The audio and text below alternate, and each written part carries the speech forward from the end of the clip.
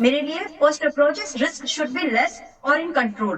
तो अरे जहां पर मुझे ये लगता है, सॉरी मैं बीच में रोक रहा हूँ, आप दूसरा शेयर ढूंढने की बात करी थी ना आप, वैसे हमने कल भी बात की थी एथर एनर्जी, आपको याद होगा कल दोपहर वाले शो में बात हो रही थी। यस मैंने अभी देखा था यस ना तो 0.2% ऊपर था, अब 3.5% ऊपर हो गया ये एथर एनर्जी। एक बार दिखा दिए 848 रुपए का लेवल आ गया, 850 भी टच करके आ गया। तो क्या ओला मिस हो गया तो ये विकल्प है? इससे अच्छा तो होना ही है। वैसे एथर में भी होल्ड करने के लिए बोला है। मतलब परसेंटेज वाइज एथर एनर्जी अभी भी टारगेट कितने दिए थे, वैसे ये बाय है, बाय बोला था इसको इसके लिए, लेकिन मुझे टारगेट याद नहीं है अभी। क्योंकि आई कांट कल रिकॉल ये इट। स्टॉक उसमें था 52 वीक हाई वाले शेयरों में ना, हमने हाई इसको वाले में हाईलाइट था। किया था। अब मैंने अगर इसको नोट किया तो मैं देख के बता देता हूँ अगर मैंने नोट किया है, लेकिन कल व्यू बात तो हुई थी पॉजिटिव दिया इसकी। होगा। यस यस यस, व्यू तो पॉजिटिव है, आई नो दैट, लेकिन टारगेट 920 था या फिर 30 होगा, 930। बाकी कैंडिडेट 1200 का है, ये स्टेटमेंट जरूर दिया होगा और वही पोटेंशियल है इसकी। और ये भी बोला होगा कि जल्दी में मत बेचना। अगर आप एक ऐसे पैटर्न पर इन्वेस्टमेंट कर रहे हो जहां पर एक नई रैली शुरू होती है, तो वहां पर आपको स्टॉप लॉस स्ट्रिक्ट रखना है, लेकिन पूरा लेने की कोशिश करना, because you took the risk.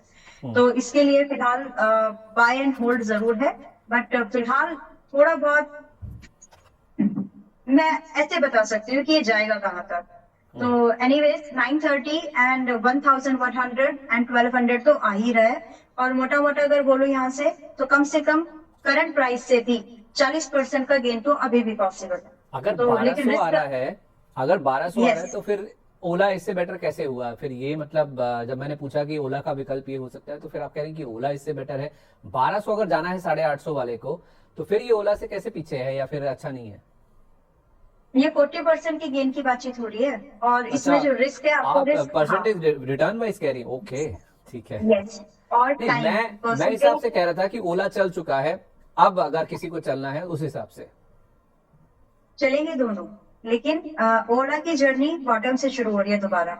Hmm, ether energy already चल चुका है। ओके। रिस्क प्रोफाइलिंग में जब आप रिस्क, स्टॉक की भी रिस्क प्रोफाइलिंग होती है ना, कितना रिस्क ले सकता है वो, तो हम्म, उसमें एथर एनर्जी लाइकली है 850 का स्टॉप लॉस जब आप लेके चल रहे हैं, थोड़ा हम्म, से भी पुल बैक में वो हिट हो सकता है, but hmm, kind of a better counter.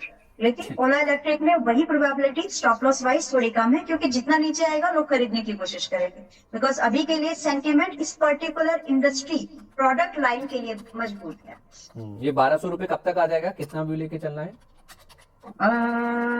ज्यादा नहीं लगेगा, मतलब 6 महीने भी नहीं लगेंगे वैसे तो अगर कोई हम्म, खरीद कर रखना चाहता है दे कैन ट्राई। और स्टॉप लॉस जो है 750 का एसएल रखिए, खरीदने की कोशिश करिए, अभी 850 पर है, थोड़ी बहुत देर रुकते हैं तो ठीक है। अदरवाइज 850 पर 100 पॉइंट का स्टॉप लॉस ले रहे हैं आप, एंड आपका टारगेट है लगभग यहाँ पर 350 पॉइंट का, तो हम्म, फेवरेबल रिस्क रिवॉर्ड है। बट स्टॉप लॉस हिट हो जाए तो छोड़ दीजिएगा। ये इसलिए अंडर स्कोर कर रही हूँ, हम्म, क्योंकि वहां से टूटा तो 600 आएगा, इस चीज हम्म। का जरूर ध्यान रखना। ठीक है, स्टॉप लॉस तो हर ट्रेड में जरूरी है ही है। 100 रुपए का आप रिस्क ले रहे हैं, इसको ध्यान में रखिए। 350 रुपए पाने के लिए, यानी कि 3.5:1 का आपका रिस्क रिवॉर्ड है। 100 रुपए खोने के लिए, 350 रुपए पाने के लिए। अगर आप 100 रुपए का स्टॉप लॉस ले सकते हैं तो 350 रुपए का गेन पाने के लिए आप यहाँ पे ट्रेड इनिशिएट कर सकते हैं 850, या फिर आप कह रही थोड़ा सा अगर नीचे मिल जाए तो, राइट? थोड़ा बहुत, मतलब ज्यादा ठीक है, एक्सपेक्टेशन मत रखो, ज्यादा ओके। एक्सपेक्टेशन नहीं जाएगी, अब मैम जरा मजबूत मुझे रहेगा। स्टॉक मार्केट से इंपॉर्टेंट न्यूज़ आपसे हमें सुना हो तो स्टॉक मार्केट अलर्ट चैनल को सब्सक्राइब करके जरूर जाइएगा।